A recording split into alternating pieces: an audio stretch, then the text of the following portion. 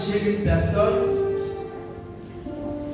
qui a, pour que cette personne offre des Bibles à ceux qui n'en ont pas. Nous allons commencer ce matin. Nous allons donner à certaines personnes et puis les autres, peut-être sûrement la semaine prochaine. Et quand je dis à ceux qui n'en ont pas, la Bible n'est pas une décoration. La Bible, quand on l'a, c'est pour la lire. Donc nous allons commencer quelque chose. Ceux qui vont recevoir leur Bible à partir d'aujourd'hui. Nous allons commencer une lecture à partir de demain. À n'importe quel moment, je pourrais demander à quelqu'un de me dire ce que Dieu lui a dit. Amen. Donc à partir de demain, nous allons commencer par Matthieu chapitre 1. On lit un chapitre seulement par jour. Maintenant, ceux qui veulent lire plus, vous êtes libres. Mais à partir de demain, vous lis. Et puis c'est bien, c'est l'indépendance. À partir de demain, on commence tous. Moi, je vais commencer avec Matthieu, un chapitre. Et vous voyez ce que Dieu vous a dit. Le jour suivant, on va Matthieu chapitre 2. On fait comme ça chaque jour. Amen. Amen. Ok, ceux qui vont recevoir aujourd'hui, je pense qu'on va commencer par Bébani. Bébani. Et on va Soso. Papa Laurent.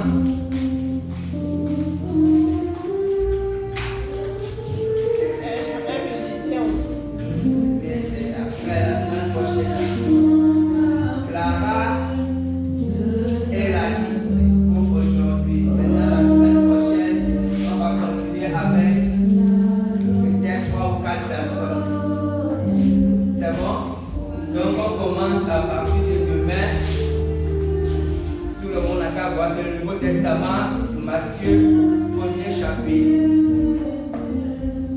Je t'adore, oh Dieu, je t'adore, oh Dieu, tout en moi reconnaît que tes œuvres sont parfaites. Je t'adore, oh Dieu, je t'adore, oh Dieu, Saint, Saint, Saint éternel, toi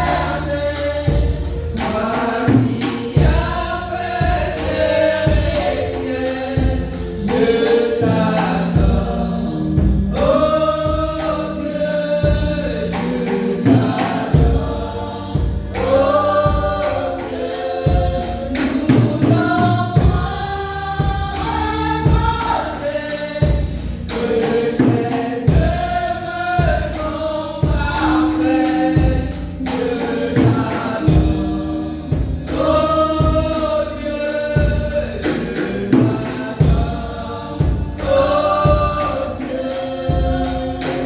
Père du ciel et de la terre. Toi le Dieu, toi saint, toi le Dieu créateur du ciel et de la terre, toi le Dieu ô éternel, toi l'alpha et l'oméga, toi l'ancien des jours,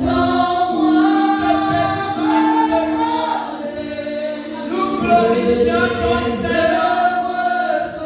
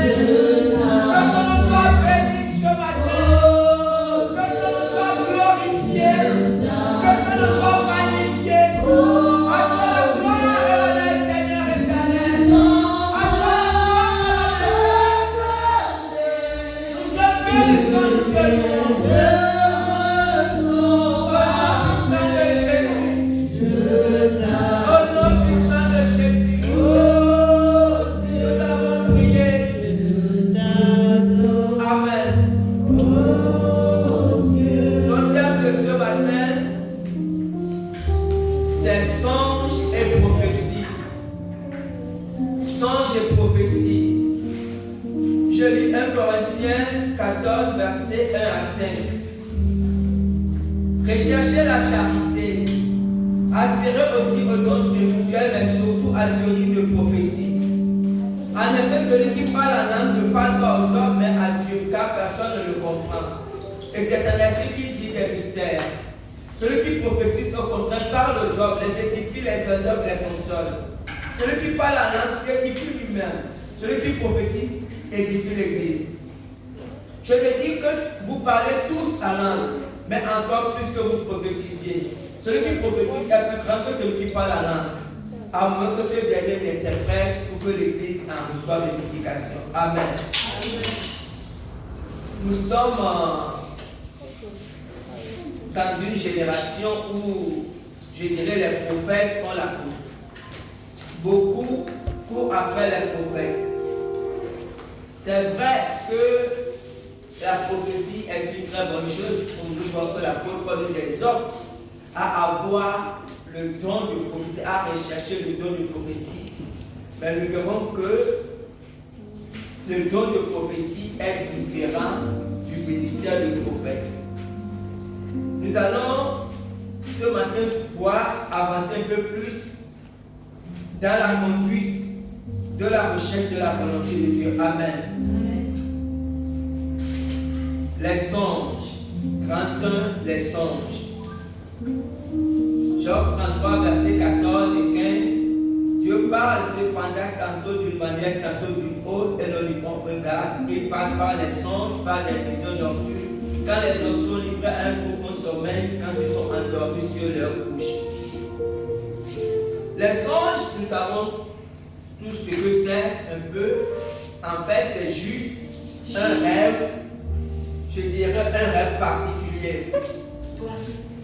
Tous nous rêvons des fois, comme la Bible dit, par la multitude des pensées, nous rêvons, mais il peut arriver que l'on fasse un rêve et quand on se réveille, on est agité parce qu'on sait que ce rêve n'est pas que la multitude des pensées, que c'est quelque chose de particulier, quelque chose de... Si nous sommes chrétiens, Dieu veut nous dire, si nous ne sommes pas chrétiens, nous savons quand même que ce rêve est significatif. Lisons Genèse 41, verset 1 à 8. Au bout de 2 ans, Pharaon eut un songe. Voici, il se tenait près du fleuve, et voici, 7 vaches belles à voir et grasses de chair montèrent hors du fleuve, et se mit à peine dans la mer. 7 autres vaches laides à voir et maigres de chair montèrent derrière elles, hors du fleuve, et se tinrent à côté sur le bord du fleuve. Les vaches laides à voir et maigres de chair mangèrent les 7 vaches belles à voir et grasses de chair. Et Pharaon s'éveilla. Il se rendormit et eut un second songe. Voici, 7 épis gras et beaux montèrent sur une même tige. Et 7 épis maigres et brûlés par le vent d'Orient poussèrent après eux. Les épis maigres engloutirent les 7 épis gras et pleins, et Pharaon s'éveilla. Voici le songe. Le matin, Pharaon eut l'esprit agité. Il fit appeler tous les magiciens et tous les sages de l'Égypte. Il leur raconta ces songes, même personne ne put les expliquer à Pharaon. Vous voyez, la réaction que Pharaon a eue est la réaction que nous avons lorsque nous faisons un songe. Comme j'ai dit, un songe c'est juste un rêve. On l'appelle songe quand nous savons que c'est significatif. Et quand Pharaon s'est réveillé, il voulait comprendre, il était tourmenté parce qu'il savait que ce n'était pas qu'un rêve, il savait que là où Dieu, en tout cas, il savait qu'il fallait qu'il comprenne ce qui se passe. Et Pharaon a recherché les gens, mais la Bible a dit que les gens qui étaient enfin à côté de lui, personne ne pouvait lui expliquer le songe. Vous voyez, ce qui est bien dans cette histoire, quand on lit Genèse à partir du verset 9, la Bible dit: alors le chef des chansons prit la parole et dit à Pharaon: je vais rappeler aujourd'hui le souvenir de ma faute. Pharaon s'était hérité contre ses serviteurs et il m'avait fait mettre en prison dans la maison du chef des gardes. Moi et les chefs des panetiers, nous eûmes l'un l'autre un songe dans une même nuit et chacun de nous reçut une explication en rapport avec le songe qu'il avait eu. Il y avait là avec nous un jeune hébreu esclave chef des gardes. Nous nous racontâmes le songe et il nous les expliqua. les choses sont arrivées selon l'explication que nous avait donnée. Pharaon me rétablit dans ma charge et fit prendre les chefs des banquetiers. Pharaon fit appeler Joseph, quand le fit sortir en rade de prison, il se rasa, changea ses vêtements et se rendit vers Pharaon. Amen. Amen. Donc, dans cette histoire, Dieu a donné à Pharaon un songe très difficile à expliquer, à comprendre par tous ceux qui étaient à côté de lui. Parce que Pharaon a des sages, des astrologues, a beaucoup de gens autour de lui qui ont une certaine sagesse, une certaine connaissance. Et habituellement, lorsqu'il faisait des songes, ces gens lui apportaient l'explication, comprenez. Mais cette fois-ci, la chose était tellement compliquée que même cette personne ne pouvait pas le lui expliquer. Mais Dieu a disposé une ressource. Vous voyez? Si Dieu vous parle, que vous soyez, qu'on le soit chrétien ou païen, lorsque c'est Dieu qui parle, lorsque c'est Dieu qui donne un songe, Dieu dispose toujours une ressource. Parce que ce n'est pas compréhensible pour Dieu de vous avoir un songe pour que vous n'ayez pas l'explication. Lorsque Dieu envoie un songe, c'est que Dieu veut attirer votre attention sur quelque chose. Dieu aurait pu parler à Pharaon d'une certaine façon. Mais Dieu a voulu attirer son attention. C'est ça que c'est les songes. Parce que les songes sont remplis d'énigmes qu'il faut expliquer. Donc, quelquefois, Dieu veut attirer notre attention, nous donne un songe. Et quand on se réveille, on cherche l'explication. Mais si ce songe vient de Dieu, il y a forcément une ressource. Parce que Dieu veut qu'on comprenne ce qu'il veut nous dire. Comprenez? Et quand on comprend, c'est surtout pour qu'on puisse agir en conséquence. On a dit que même Pharaon a agi en conséquence, puisqu'après il a choisi Joseph, et Joseph a fait exactement ce que Dieu voulait qu'il fasse. Donc, les songes, c'est ça. Lorsque Dieu nous donne un songe, Dieu dispose toujours d'une ressource. Mais quelquefois, il peut arriver que la ressource ne soit pas disponible à l'instant T. Donc, nous devons attendre un peu.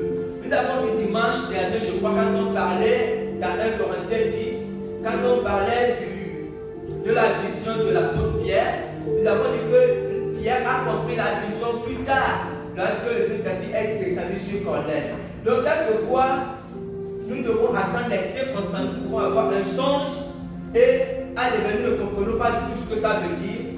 Ne soyons pas pressés. Dans les jours qui suivent, même dans la même journée, quelque chose peut se passer qui va nous éclairer, qui va nous permettre de comprendre pourquoi nous avons eu ce songe. Amen. Amen. Okay. Nous allons parler maintenant des prophéties. Là, nous allons mettre beaucoup de temps. Les prophéties sont tellement délicates à notre époque. Les gens courent tellement après les prophètes nous allons voir trois aspects des prophéties.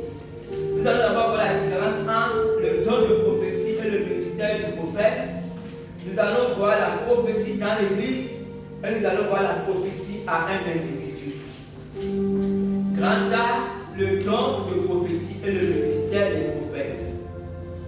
Souvent, lorsque un chrétien fait une prédiction ou un chrétien dit quelque chose qui se réalise, on va commencer à l'appeler prophète. Peut-être est-il prophète, mais le fait de faire une prédiction qui se réalise ne fait pas forcément de nous des prophètes. C'est pour ça qu'on a vu nos textes de base, l'apôtre Paul a dit d'aspirer au don de prophétie. Ce qui est très différent du ministère de prophète. Comprenez? Quand on lit 1 Corinthiens 14, 1 à 5, que nous venons de lire, verset de base, je vais peut-être le lire. Recherchez la charité, aspirez aussi au don spirituel, mais surtout à celui de prophétie. En effet, celui qui parle en langue ne parle pas aux hommes, mais à Dieu, car personne ne le comprend. Et c'est en esprit qu'il dit des mystères. Celui qui prophétise au contraire parle aux hommes, les édifie, les exhorte, les console. Celui qui parle en langue s'édifie lui-même. Celui qui prophétise édifie l'église. Je te dis que vous parlez tous en langue, mais encore plus que vous prophétisez. Celui qui prophétise est plus grand que celui qui parle en langue, à moins que ce dernier n'interprète pour que l'église en reçoive l'édification. Lisons maintenant 1 Corinthiens 12, versets 28 à 29. Et Dieu a établi dans l'Église, premièrement les apôtres, secondement les prophètes, troisièmement les docteurs, ensuite ceux qui ont le don de miracle, ceux qui ont les dons de guérir, de sécuriser, de gouverner, de parler diverses langues. Je continue. Tous sont-ils apôtres, tous sont-ils prophètes, tous sont-ils docteurs. Amen. Vous voyez, ici, c'est l'apôtre Paul, les deux textes qui a écrit les deux textes. Dans le premier, il exhorte, il encourage le peuple de Dieu à rechercher le don de prophétie. Et l'apôtre Paul explique, il dit, le don de prophétie, c'est pour faire quoi? C'est pour édifier, pour exhorter, pour consoler. Le don de prophétie dans l'église, c'est pour édifier, pour exhorter, pour consoler. Je vais vous expliquer tout à l'heure qu'on va parler de dans l'église comment ça se passe concrètement. Donc voici l'intérêt, l'utilité du don de prophétie. C'est utile dans l'église pour faire ces trois choses, pour édifier le peuple de Dieu, pour exhorter le peuple de Dieu, pour consoler, etc. Voici le don de prophétie. 1 Corinthiens, verset 29, Paul dit, tous sont-ils prophètes? Vous voyez? Le même Paul qui exhorte, il dit, je désire tous que vous parlez en langue, mais plus encore que vous prophétisez. C'est que Paul, qui veut que tout le monde prophétise, il veut que nous tous nous prophétisions. Le même Paul dit, tous sont-ils prophètes? Ça veut dire que même si tout le peuple de Dieu prophétise, ils ne sont pas pour autant prophètes, parce que le ministère de prophète est différent. C'est un ministère que Dieu donne. Dieu établit quelqu'un prophète. Et quand Dieu établit quelqu'un prophète, ce ministère est beaucoup plus grand que le simple don de prophétie. Parce que celui qui a établi prophète, il est d'abord ministre. Vous voyez, dans la Bible, c'est bien séparé. Il y a les 5 ministères. On les appelle les ministères de gouvernement. Donc Dieu établit des gens ministres et Dieu donne des dons aux autres. Et là, celui qui est ministre, cette personne peut diriger une église ou en tout cas elle est responsable dans l'église parce qu'il est ministre. Vous comprenez? Et celui qui est ministre et celui qui est prophète a souvent les dons de révélation qui accompagnent le ministère de prophète. Les paroles, la parole de sagesse, la parole de connaissance, le discernement des esprits. Donc celui qui est prophète, il a souvent ces choses-là qui se manifestent. C'est qu'il a une couverture beaucoup plus grande. Alors que celui qui a le don de prophétie, en fait, c'est juste un temps pendant l'église, il prophétise. Et en réalité, parmi nous, peut-être que beaucoup prophétisent même sans s'en rendre compte. Amen. B, grand B, la prophétie dans l'église. Comme ça, on va voir en fait comment ça se passe. C'est le même texte, 1 Corinthiens 14, verset 1 à 5. Et dans ce texte biblique, l'apôtre Paul, comme je disais, a dit à quoi sert le don de prophétie. Édifier, exhorter, consoler. Et en fait, beaucoup prophétisent dans l'église sans s'en rendre compte. Ce qui se passe, c'est que pendant un culte, il nous arrive ici, quelquefois pendant un culte, quelqu'un peut parler en langue. Vous comprenez? Quelqu'un peut parler en langue dans son coin. Il n'y a pas de problème, c'est quelqu'un qui parle en langue doucement. Mais quelqu'un peut être poussé, se lever et parler en langue. Vous comprenez? C'est de ça que l'apôtre Paul parle.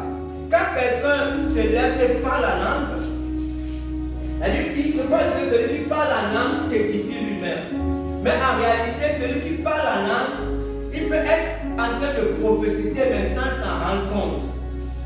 Parce qu'il ne comprend pas ce qu'il dit. Et dans l'église, personne ne comprend ce qu'il dit.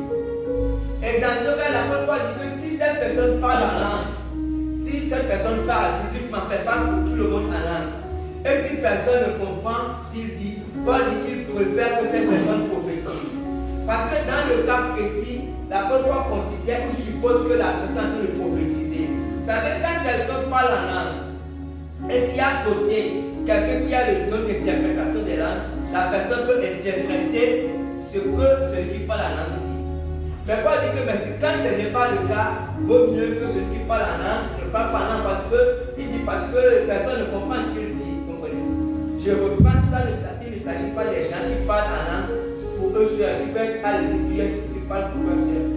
Maintenant, le don de prophétie, c'est la même chose, sauf que la personne se lève et la personne déclare des choses. Mais qu'est-ce qui se passe en réalité en esprit? Le don de prophétie et le parler en langue fonctionnent de la même façon. Les deux viennent de l'homme intérieur. Quand quelqu'un parle en langue, c'est son homme intérieur, c'est son esprit qui prie. La plupart dit que cette personne prie dans son esprit, cette personne s'édifie, mais l'intelligence est stérile parce que la personne ne sait même pas ce qu'elle dit. Comprenez? Mais lorsque quelqu'un prophétise, c'est la même chose qui se passe. Celui qui parle en langue parle dans une langue intelligible, en fait une langue que personne ne comprend. Mais celui qui prophétise fait la même chose, mais sauf que la personne parle dans une langue que tout le monde comprend. Donc la personne déclare des choses. Voici exactement comment ça se passe. Maintenant, Paul dit celui qui parle en langue, si cette personne sait interpréter, après ça va parler en langue, la personne peut dire voici ce que Dieu m'a dit, la personne interprète. Ou si une autre personne à côté sait interpréter, elle fait la même chose. Donc si on prend le parler en langue plus l'interprétation, revient au don de prophétie. Vous comprenez? Mais ce n'est pas que la personne est forcément ministre, est forcément prophète. Oui. Donc voilà comment les choses se passent. Ce qui fait qu'en fait, quelquefois, comme je dis, nous pouvons être à l'église et puis quelqu'un est poussé par le fait que la personne parle la langue. Ou quelqu'un qui est dans sa maison, la personne est en train de prier. Amen. Il vous est peut-être arrivé, quelquefois vous priez et puis vous êtes emporté et vous déclarez des choses. Vous comprenez? C'est que votre prière change en fait. Et au lieu de continuer à supplier par exemple, vous commencez à proclamer des choses. Mais en fait, vous êtes en train de prophétiser. Vous comprenez? Voilà comment fonctionne ça. Que vous proclamez des choses, vous êtes en train de prophétiser. Sauf que vous ne savez pas que vous êtes en train de prophétiser. Vous comprenez? Parce que vous ne savez pas comment la prophétie fonctionne. Donc c'est la même chose qui se passe. Quand nous sommes à l'église et puis quelqu'un est poussé, la personne déclare des choses, après la personne prophétise. Et après ça s'arrête. Donc, Paul dit que dans l'intérêt de l'église, il veut que beaucoup puissent avoir ce don de prophétie. Parce que le don de prophétie édifie l'église. Parce que ça permet à l'église de recevoir la pensée du Seigneur. À un moment donné, Dieu a une pensée pour l'église. Il peut arriver que nous ne pensons pas à des choses difficiles, et alors que Dieu a une pensée pour l'église, et Dieu peut mettre ça dans le cœur de quelqu'un pour déclarer. Or, si personne n'a un don de prophétie, nous ne pouvons pas recevoir la pensée de Dieu. Amen. Je lis 1 Corinthiens 14, verset 26 à 32. Que faire donc, frères? Lorsque vous vous assemblez les uns ou les autres, parmi vous ont-ils un cantique, une instruction, une révélation, une langue, une interprétation, que tout se fasse pour l'édification. Il y en a qui parlent en langue, que 2 ou 3 au plus parlent, chacun à son tour, et que quelqu'un interprète. S'il n'y a pas d'interprète, qu'on se taise dans l'église et qu'on parle à soi-même et à Dieu. Pour ce qui est des prophètes, que 2 ou 3 parlent et que les autres jugent. Et si un autre qui est assis a une révélation, que le premier se taise, car vous pouvez tous prophétiser successivement, afin que tout soit instruit et que tout soit exhorté. Les esprits des prophètes sont soumis aux prophètes. Vous comprenez? C'est dans ce cadre précis que Paul dit les esprits des prophètes. Qu'est-ce qui se passe dans l'église? Tout ce que Paul dit ici, c'est pour l'édification. Ce qui est important, Paul, c'est que l'église, c'est que quand on se retrouve, c'est que l'église soit édifiée. C'est que les uns et les autres soient bénis. C'est ça l'objectif. Comprenez? Et Paul dit, il dit, quand il y a des gens qui parlent la langue, ils peuvent recevoir des choses. Ils sentent qu'ils doivent déclarer des choses, mais c'est en esprit. Paul dit, s'ils reçoivent des choses, 2 ou 3. Si dans l'église il y a quelqu'un qui a le don d'interprétation des langues, alors ceux qui veulent parler en langue peuvent parler en langue, parce qu'il y a quelqu'un qui va interpréter ce qu'ils ont dit en langue. Mais s'il n'y a personne pour interpréter, donc ça veut dire que c'est tel, parce que même s'il parle, personne ne comprend. Maintenant, pour les prophéties, s'il y a des prophètes, les gens qui ont le don de prophète, les gens qui ont le don de prophétie, 2 ou 3 aussi peuvent prophétiser à tour de rôle, parce que l'esprit est sur le prophète. Et quand il prophétise, il faut que l'église examine. S'il y a un don pour lequel la Bible insiste pour examiner, c'est la prophétie. La prophétie doit toujours être examinée. C'est important d'examiner les prophéties. Vous comprenez? Parce que souvent les gens viennent dire Dieu m'a dit, Dieu m'a dit. Effectivement, Dieu peut parler. Comme je l'ai dit, Dieu peut parler, mais on peut mal interpréter ce que Dieu veut nous dire. Amen. Donc c'est très important d'examiner la prophétie. Grand 3, la prophétie à un individu. Là, nous allons bien comprendre pourquoi il est important d'examiner la prophétie. Souvent, dans l'église, quand on dit l'église, pas seulement partout dans le monde, beaucoup de gens, beaucoup de personnes ont fait des erreurs parce que quelqu'un s'est rapproché d'eux, parce qu'un prophète s'est rapproché d'eux, ou quelqu'un qui a le don s'est rapproché d'eux pour leur dire Dieu m'a dit. Et quand quelqu'un te dit Dieu m'a dit, les gens, même si c'est le pasteur qui te dit Dieu m'a dit, les gens prennent des décisions sur la base de ça et beaucoup ont ruiné leur vie. Ils ont investi, ils se sont mariés, ils ont fait des choses et leur vie a été ruinée parce que les gens ont dit Dieu m'a dit. C'est vrai que Dieu peut parler à un tiers de vous, vous comprenez? Dieu peut parler à une personne de vous. Mais retenez que, en tout cas dans le Nouveau Testament, dans tout le Nouveau Testament, Dieu ne peut jamais parler à quelqu'un de vous sans vous parler d'abord à vous-même. Même si c'est un pasteur, même le plus grand pasteur du monde. Quand Dieu, sauf quand c'est un païen, ou quand Dieu a parlé à la personne, et la personne n'entend pas, la personne ne veut pas écouter, Dieu peut passer maintenant par quelqu'un d'autre. Mais Dieu te parle des choses qui te concernent.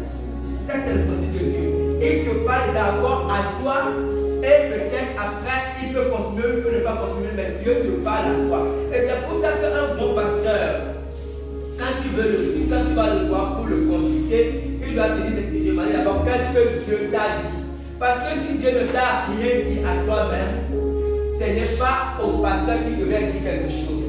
Sauf si Dieu te parle, comme je dis, Dieu te parle, mais tu ne comprends pas ce que Dieu veut te dire. Là, peut-être que le pasteur ou un ancien peut t'aider à mieux comprendre. Amen. Amen.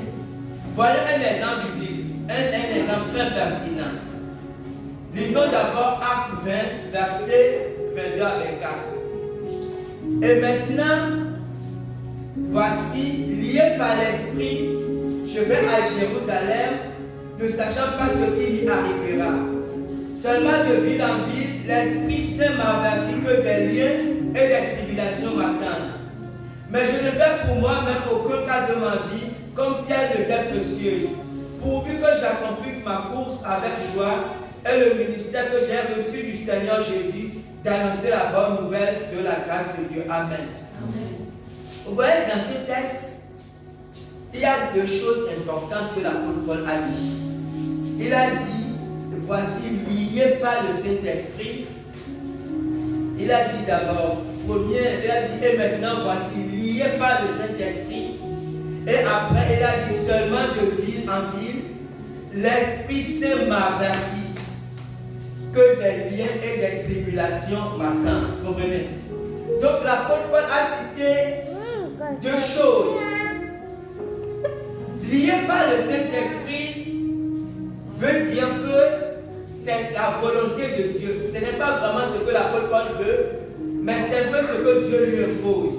Mais ça veut dire grosso modo que c'est la volonté de Dieu que Paul aille, parce que c'est le Saint-Esprit qui l'a lié et qui veut qu'il aille là-bas à Jérusalem. Et la deuxième chose que Paul a dit de ville en ville, l'Esprit l'avertit que des liens et des tribulations l'attendent. Ça veut dire que Paul, plus il se rapproche de choses, parce qu'il était dans une ville et puis il faisait un voyage, donc plus il se rapprochait de Jérusalem, plus il voyait, il ressentait que des tribulations et des liens l'attendent. Mais tout ça se passait comment? Comment l'Esprit Saint l'a lié et comment le Saint-Esprit l'avertit? Tout ça se passait par le témoignage intérieur. On a déjà parlé ici du témoignage intérieur. Et on a dit que c'est le moyen par excellence que le Saint-Esprit utilise pour conduire un chrétien. Ce n'est pas une voix, Dieu ne dit rien. C'est juste des sensations, des choses qu'on ressent. Et ça, on les ressent mieux quand on apprend qu'il est important de grandir dans l'homme intérieur. Parce que c'est les choses qu'on ressent dans son esprit. Et seulement par ça, ici, Paul n'a pas dit, le Saint-Esprit m'a dit, ou Dieu lui a donné un songe, ou une révélation, une vision. Il n'a rien dit. Il a dit seulement lié. Et il a dit, le Saint-Esprit l'avertit. L'Esprit ne parlait pas. Il n'a entendu aucune voix. Mais il savait dans son cœur, pas des choses qu'il ressentait, il savait exactement ce que Dieu voulait, tout simplement. Donc jusque-là, Dieu n'a jamais parlé à Paul. Mais Paul savait, ce que Dieu veut, il savait que Dieu voulait vraiment qu'il aille à Jérusalem. Et il savait aussi que quand il va aller là-bas, c'est pour souffrir, parce que Dieu l'avertissait. En fait, plus il s'approchait, plus il avait un sentiment de crainte, de peur. Il savait dans son cœur que là, il allait se jeter dans la gueule de loup. Mais il savait que c'était la volonté de Dieu qu'il allait se jeter dans la gueule du loup. Voilà la position du peuple. Lisons maintenant un autre texte. Lisons Acte 21. Ça, c'est juste la suite. Acte 21, verset 4. Nous trouvons les disciples qui sont partis quelque part, mais bien continuaient. Nous trouvons les disciples et nous restons là 7 jours. Les disciples, poussés par l'Esprit, disaient à Paul de ne pas monter à Jérusalem. Vous voyez? Ici, quand ils sont partis quelque part, ils continuaient à Jérusalem, ils s'est retrouvés quelque part où il y avait beaucoup de chrétiens. Et la Bible dit, les disciples, poussés par l'Esprit, disaient à Paul de ne pas aller à Jérusalem. Donc, c'est comme totalement contradictoire à ce que Paul lui savait. Mais qu'est-ce qui se passait ici? Les disciples étaient vraiment poussés. Ils étaient aussi remplis du Saint-Esprit. Et ils étaient remplis du Saint-Esprit. Ils ressentaient la même chose que Paul. J'ai dit que Paul avait ressenti 2 choses. La première, Paul a dit que lié par le Saint-Esprit. C'est la première chose. C'était la chose la plus importante. Et ça, c'est seulement à Paul que Dieu a dit ça. C'est le que Paul qui a ressenti ça. Et la deuxième chose, c'est ce sentiment de frayeur que Paul a dit que le Saint-Esprit l'avertissait qu'il allait au-devant d'un danger. Ici, les disciples, ils n'ont pas ressenti lié parce que ça ne les concernait pas. Ils ont ressenti la peur. Vous comprenez? Et quand ils ont ressenti cette peur, ils ont dit à Paul, ne va pas, parce qu'ils savaient que là où Paul partait là, c'était pour avoir des problèmes. Mais la différence entre Paul et eux, c'est que Paul lui savait que c'était la volonté de Dieu qu'il aille dans les problèmes. Vous voyez déjà ce que ça fait? C'est qui fait que les autres n'étaient pas dans l'erreur, sauf que c'est seulement à Paul que Dieu avait dit quelque chose. C'est qu'on doit faire très attention lorsqu'on entend les choses de Dieu. Lisons maintenant, continue toujours dans le chapitre 21. On va dans le verset 8 à 13. Nous partîmes le lendemain et nous arrivons à Césarée. Étant entrés dans la maison de Philippe, l'évangéliste qui était l'un des 7, nous logeâmes chez lui. Il avait 4 filles vierges qui prophétisaient. Comme nous étions là depuis plusieurs jours, un prophète nommé Agabus descendit de Judée et vint nous trouver. Il prit la ceinture de Pierre, se lia les pieds et les mains et dit, voici ce que déclare le Saint-Esprit. L'homme à qui appartient cette ceinture, les Juifs le lieront de la même manière à Jérusalem et le livreront entre les mains des païens. Quand nous entendîmes cela, nous et ceux qui nous et ceux de l'endroit, nous prions Paul de ne pas monter à Jérusalem. Alors il répondit, que faites-vous en pleurant et en me brisant le cœur? Je suis prêt non seulement à être lié, mais encore à mourir à Jérusalem pour le nom de Jésus. Voilà ce qui s'est passé. Agabus était un vrai prophète réputé. Et quelque part avant, il avait annoncé qu'il y aura une famine, une sécheresse, et qui est arrivé. Donc il était un prophète sûr que les gens connaissaient, il était sûr. Et vous voyez ici, quand il est venu, vous voyez, juste une parenthèse. Vous voyez que Agabus n'est pas parti dire à Paul, Dieu m'a dit. Dieu ne lui a pas dit que Paul doit aller à Jérusalem ou que Paul ne doit pas aller à Jérusalem. Comprenez bien. Dieu ne lui a pas dit ça. Quand il est venu, ce qu'il a ressenti, ce que Dieu lui a dit, c'est que la personne à qui appartenait cette ceinture va subir telle chose à Jérusalem. Et Agabus ne mentait pas, c'était la vérité. Sauf que Paul savait toutes ces choses depuis longtemps. Vous comprenez? Mais quand les bien-aimés, déjà qu'avant, les autres frères ne devaient pas aller parce qu'ils étaient poussés aussi par l'esprit. Ils ont dit ça, là, ils ont dit à Paul, non, là, vous voyez? Et Paul leur a dit, mais pourquoi vous faites ça et vous me brisez le cœur? Parce que tout ce qui concerne cette histoire, Dieu avait déjà parlé à qui de toi. Voilà comment Dieu fonctionne. Dieu peut te dire quelque chose. Vous savez, tout ce qui est en train d'arriver là, en fait, c'est la confirmation de ce que Dieu a dit. En fait, tout ce qui se passait là, Dieu parlait à toi, Dieu ne parlait pas aux autres.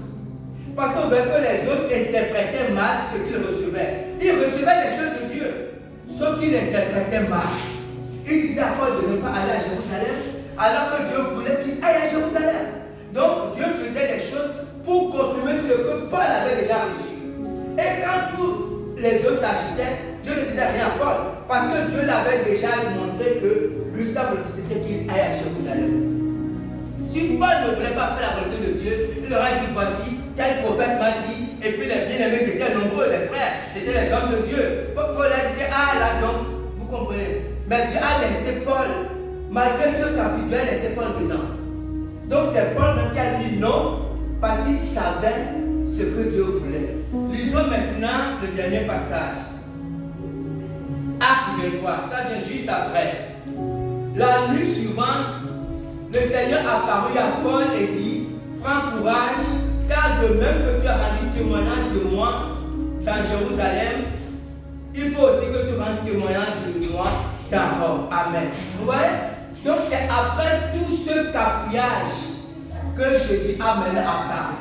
Depuis, le Seigneur n'est jamais apparu à Paul. Paul était seulement conduit par le témoignage intérieur. Donc Paul était conduit par la conviction. Paul était convaincu. Il connaissait dans son esprit ce qu'il devait faire. Il connaissait dans son esprit ce qui était la volonté de Dieu. Et Paul marchait seulement avec ça. Comprenez?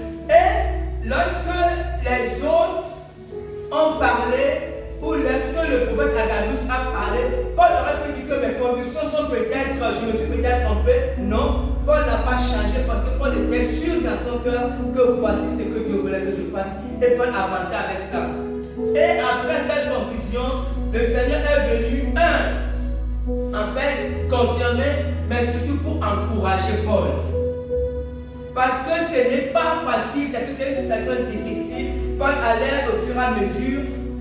Et si vous verrez effectivement que Paul a subi beaucoup de choses, effectivement. Donc voilà comment fonctionne. C'est pour ça qu'il a dit de discerner les prophéties.